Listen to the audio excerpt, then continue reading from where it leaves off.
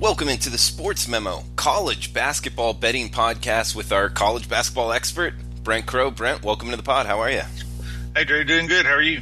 I'm doing good. It's Friday, December 21st. We're going to talk two games on tonight's card, the Friday card, and also 4 or 5 games on the Saturday card. So if you're listening to this Saturday morning, I would guess fast forward to about the 5-ish minute mark, because it's about what it will take for us to get through the first two games. But first up, Brent, last year's season, 72 and 48, 60% up 25 units. This year so far, your top plays, the 5% plays, 3-0. Good start there.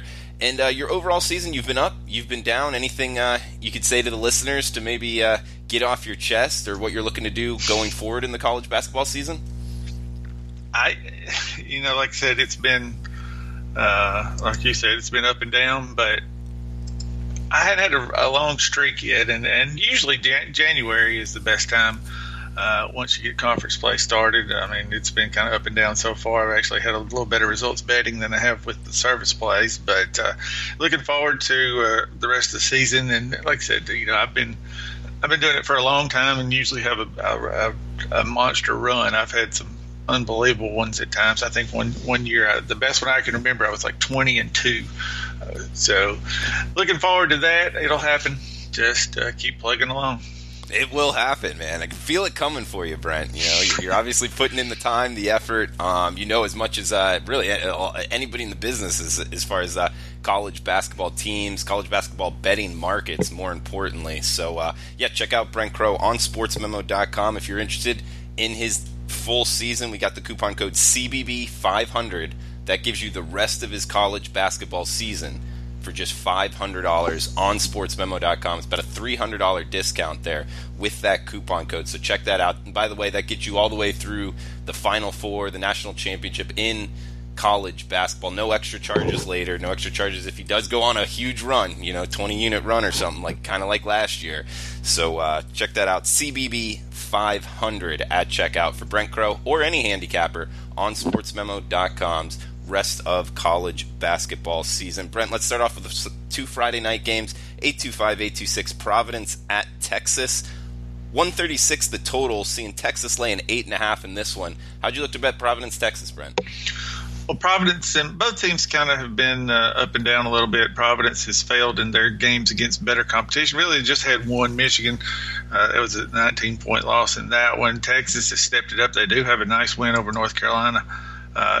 I think that was it wasn't at home. It was in a tournament somewhere, which escapes me. They also have lost to Michigan State, but they had a couple of disturbing home losses to Radford and VCU. Did come back with a win over Purdue. Last game out, a win over Grand Canyon. And both teams kind of similar. They struggle in the half court. Texas tries to play a little faster than Providence does, but both teams like to focus on defense. Texas right now 9th in the country in defensive efficiency. And I look for this game to be sort of a low-scoring game, not a high-scoring game. I look at both teams in the half court. Providence without A.J. Reeves, the second leading scorer, probably struggle a little bit more, especially on the road. So, but Texas, I don't have any confidence laying points with Texas against good teams. And if I had to bet it, I'd bet Providence and look at the under. We got 849-850 up next. Furman at LSU, 148.5 the total. Looks like the Tigers of LSU laying 8.5 or 9 in Baton Rouge. Brent, I was going to say the bigger, stronger team, the Power 5 SEC team, can Furman hang in there? But hell, Furman's a top 25 team in their own right. Are they actually the stronger, more athletic team in this? And you think they can hang within 8.5 on the road? Well, Furman's been, they're undefeated. They're 12-0. They're ranked in the top 25, but schedule's been a little lacking. I mean, yes, they have a road win against Villanova. They have a win over Loyola Chicago, another Final Four participant from last year. But Loyola's down a little bit this year. They have not had as much success as they did a year ago. And certainly Villanova's not the same team that they were. But, you take those two games out of Furman's schedule, the next best win they have is against Gardner-Webb. I mean, they have been feasting on teams from the Carolinas that are no good. Asheville, Western, Carolina, Elon, South Carolina Upstate, Charleston Southern. I mean, they destroyed NC Wilmington in their last game. Now they're on the road against LSU, which is, a decent opponent. I mean, if you actually, Furman's ranked 23rd in the nation, but Ken Palm's got LSU 45 and Furman 95. So, and the line reflects that. I mean, you see LSU open 7.5, go up to 8.5 and 9. And I think LSU wins the game here. I mean, Furman's not going to go undefeated. This is really their last test. Matter of fact, it is the last game before they open conference play. They would certainly like to win this one, but LSU has 3 losses to Houston, Florida State, Oklahoma State. They really, their best win came in their last game against St. Mary's on a neutral site. And I think they just probably have a little too much firepower for Furman here. I mean, like I said, I respect Furman, but that line is where it is for a reason. LSU's supposed to win this game, and I think that they will. Brent, I said the 5-minute mark for the Saturday games, and it looks like we're at the 6-minute mark, so I was the over hit on that one. But anyway, let's move to the Saturday slate. And guys, we'll use the Ken Palm numbers, so it's a little bit of a projection on what the sides and totals will be. But hats off to Ken Palm. He does a great job with his numbers. We got a 659, 660 on the Saturday slate. That's Vanderbilt versus Kansas State. Ken Palm's projecting it 70 to 64, K-State winning. So we'll go with Kansas State -6 with a total of 134, Brent. 1, do you agree with those numbers? And 2, if those are the numbers, how would you look to bet Vanderbilt, Kansas State? Well, this one is not on Kansas State's home court. This is in Kansas City at the Sprint Center. And, both of these teams dealing with injuries right now. Vanderbilt lost Darius Garland, who was he's going to be a lottery pick at point guard. He played for basically 4.5 games for Vanderbilt, out for the year. And since he's been gone, they have, they've gone 3-1. They lost to NC State, beat MTSU, and then in their last one, a nice win against Arizona State on their home court. That was a big game for Vanderbilt. Kansas State right now dealing with it, with the loss of Dean Wade, who is their 6'10" center that. He had a breakout in the NCAA tournament last year, had some good games, but he is what happens with Kansas State. They get a lot smaller without him. They still have talent. I mean, you look at Stokes and Brown and Snead, 3 perimeter guys that are still there. Dean Wade basically, he gave him some post presence, especially defensively. He also, he didn't stray out to the perimeter much, but he had hit 6'3" so far this year, and at times he can be a weapon out there. So what you have with Kansas State, it's going to hurt them. I think defensively maybe more than anything, maybe a little bit on offense as well. And for Kansas State this year, they've had basically one game where they stepped up in class against Marquette. They lost by 12 on the road in that one.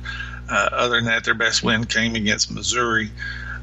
So you look at these two teams on a neutral game. Probably, obviously, the crowds will be a little pro K-State as far as Vanderbilt, as opposed to Vanderbilt. But I think these teams pretty much are evenly matched. I mean, I don't see, especially without Wade in there, I don't see a big advantage for K-State. Vanderbilt, even though they lose Garland, they still have some other solid players. The other freshman that has been big for them is Simi Chateau, who has done a nice job inside. He's more of a defensive presence, as well as he's actually done well offensively for the Commodores, average about 15 a game. But I think, like I said, I think it's basically an even matchup, and I would lean to take Vanderbilt plus the points. Seems like they're adjusting to playing without Garland now, and Bryce Drew doing a nice job. Brent, before we went on off the company Twitter, sent out what games people want to hear about. Brent, are you going to get your Twitter going? I don't know. I need to probably, but I got so much else going on. Just watching games and trying to do it. Maybe I need to. Yeah, no, I hear you. It'd be good for getting your name out there, but yeah, man, if you get the time, it would be good to check out there on Twitter. But we did get a request from our friend Johnny of Detroit at Johnny_Detroit. Good guy to know in the business. Knows a lot about handicapping. He's asking for Michigan and Air Force. Hashtag Go Blue. So we know who Johnny's hoping you're going with here, Brent. But we got Air Force, Michigan. Looks like Ken Palm's numbers have Michigan winning 76-52. So what's that? Michigan minus 24 with a total of 128. You agree with those numbers? And if Michigan's laying 24, would you be on the blue? Well, I tell you what, I've been very, very impressed with Michigan this year. I mean, they're not North Carolina, Kentucky, Duke, Kansas, where they all, they're all 5 stars. But as a team, what John Boeheim's done has been remarkable. And I think, just looking at the results, I mean, they dominate Villanova, they dominated North Carolina, dominated Purdue. I mean, the closest game they had was a road game against Northwestern right after they had just beaten North Carolina and Purdue back to back. So, what they've been able to do has been tremendous. They've done it on offense as well as defense. I mean, they've got guys that have stepped up out of nowhere and just, I mean, really taken off. Jordan Poole has been phenomenal. Teskey, the big center, I mean, where'd he come from? And he's been unbelievable as a junior. So I'd give, I think Michigan is deservedly in the top 5 teams in the country. I wouldn't be surprised if they didn't go back to the Final Four. I mean, they're a quality club and dominant defensively, and they're going to win this one easily. I mean, you look at Air Force and Air Force. When they stepped up one time against the Power 5 was Colorado. They lost 93-56.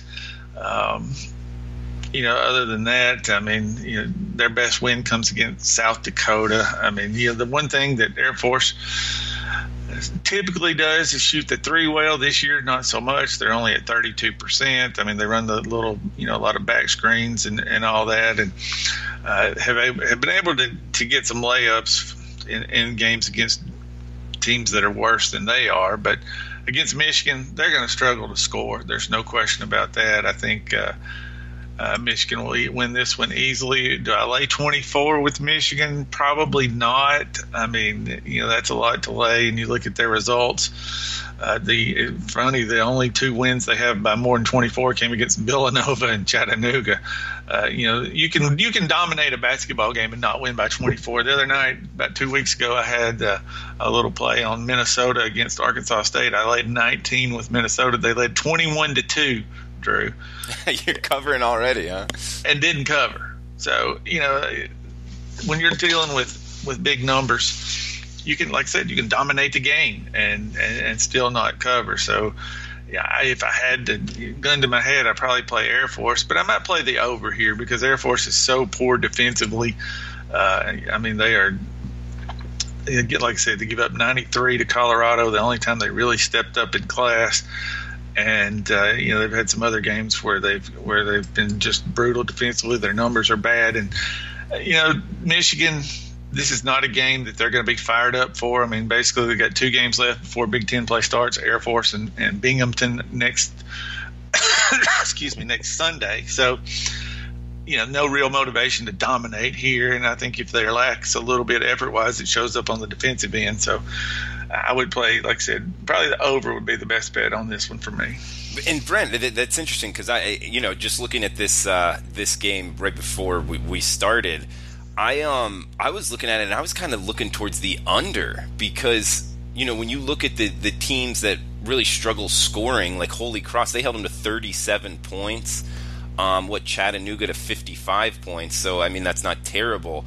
But some of the teams that are the 200 and worst teams here, and it doesn't look like Michigan really steps on the gas pedal. I mean, they did score 83 against Chattanooga, but only 56 against Holy Cross. And with Air Force, yeah, they're bad on the defensive end, but they're also really bad on the offensive end. And 280 as far as pace goes. So Air Force, the military academy, they're just going to be kind of running clock here. I was thinking towards the under. Does that scare you at all with the Air Force kind of pace of play? I just think that, like I said, Michigan's going to score. And, yeah, you're not going to have 75 possessions. But, I mean, you look at Michigan's possessions, they're slow too. They're just so efficient. I mean, they're 22nd in offensive efficiency. And when you play against a team like, they played the only teams that are close to Air Force as far as Ken Palm rankings.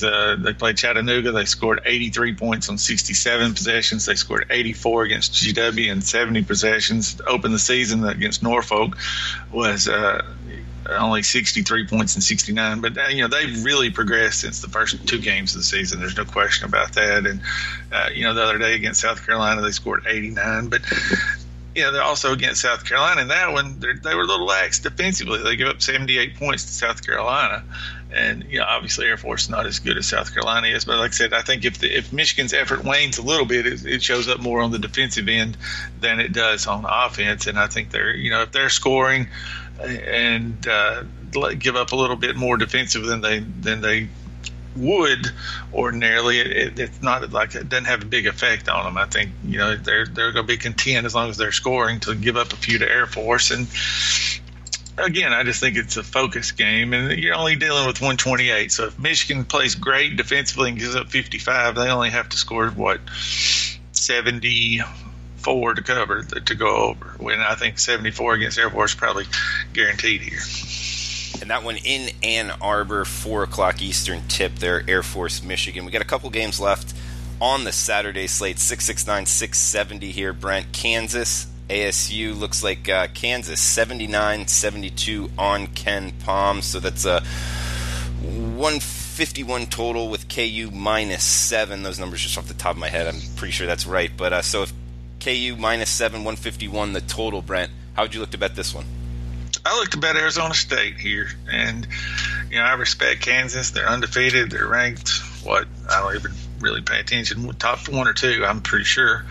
But I've watched them play a number of times, and they had a great win against Michigan State to open the season. Had an overtime win against Tennessee.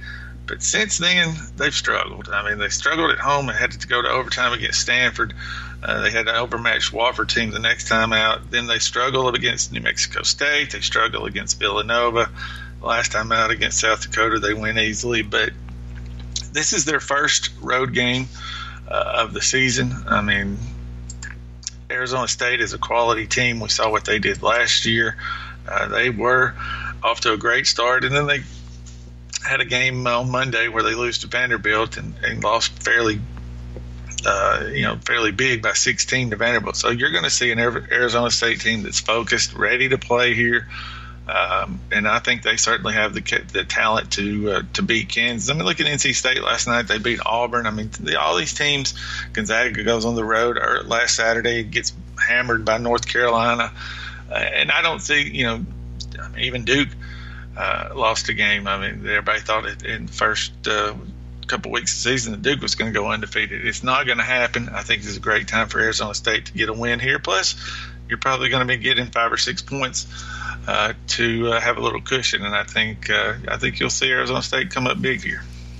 Brent, let's break down one more game. And guys, remember the coupon code CBB500 at checkout. Get the rest of college basketball season through the Final Four or National Championship, all the way through the full season. No extra charges later for just $500. CBB500 at checkout, $300 discount there. Brent, last game up, North Carolina, Kentucky. This one in Chicago at the United Center on CBS, 5:15 Eastern tip here. This is a good one. Number 19 team in the country versus the number 9 team in the country. Looks like Ken Palm's got a UNC winning 85-81. That makes it a 166 total with the Tar Heels laying 4. How would you look to bet UNC Kentucky here, Brent? I think you'll see Carolina being more than 4 here. You look at Kentucky, they've stepped up in class, I mean, really just once, and that was the game against Duke early to open the season where they got hammered, and then they played it against Seton Hall and lost in overtime to Seton Hall. That was not a road game. It was in New Jersey, but definitely not on Seton Hall's campus. So those were the only 2 tests that Kentucky's really had. They failed both of them, and now they're playing a North Carolina team that they've been all over the place really. So far, they beat Gonzaga at home, lose to Michigan, got blown out by the Wolverines. They also lose to Texas, beat UCLA on neutral courts. And I've watched North Carolina a lot. They're relentless. They're going to get it up and down the court and pressure every I mean, they're going to put pressure on the defense on every possession. I mean, I would love to play for Roy Williams because all those dudes have green lights. I mean, Luke May never passes the ball; he just shoots it every time he gets it. I mean, the black hole. It's amazing that. But they have so much talent. They've got size, speed. They've got everything. I mean, Kobe White, the freshman, has been phenomenal. He's hitting 42% from three. They got a lot of weapons, and I think they're a lot better than Kentucky is. I mean, from when I've watched Kentucky, I mean, sure, they've got P.J. Washington that's having a good season so far. Keldon Johnson looks like he's the real deal, but I think overall, I don't think this Kentucky team matches up with the last two or three versions of Kentucky, and I don't think they match up with North Carolina here. So I think Carolina's going to be more than 4. If they're not, I'll probably bet North Carolina. And then the other thing with the total, North Carolina games are going to – I don't like to bet over when it's up in the 160s because you've got to have both teams that are willing to play up and down the court, and you can't have any 5-minute stretches where nobody scores. And for the most part with North Carolina, you can count on both teams getting up and down the court because they do have some weaknesses defensively. I mean, but offensively they're going to score. At least, I mean, they're going to have 77 possessions a game minimum. And they're going to take they take threes. Like I said, any opportunity they have to run, they're going to take it. So I would lean a little bit to Carolina and Carolina over the total here. Guys, Brent's got his 4% CBB total of the day up for Friday night, 4% NFL best bet for this weekend as well. Brent, what's on the docket for this weekend? Well, like you said, we've got our top play in the NFL up. We're looking for I'm sure we'll have 3 or 4 plays in college basketball tomorrow, and still, we've got all these bowl games that we still are paying attention to, and just being a little more selective with the bowl games. But we may wind up with a play tomorrow. Okay, so look out for college football there, and of course the Saturday college basketball slate's a great time to bet. So check out sportsmemo.com early Saturday morning for Brent Crow's plays, Rob Vino's plays, Teddy Covers plays, my plays. Should be up posted by 9 a.m. Pacific time on sportsmemo.com. And guys, remember the coupon code CBB500 at checkout. Rest of Brent Crow or any handicappers college basketball full season for just $500. That coupon code is CBB500 at checkout. Sportsmemo.com. Thanks for tuning in, guys. We'll be right back with Robbie Vino on the NFL Every Game on the Board podcast. Thanks for tuning in, guys. Best of luck with your bets.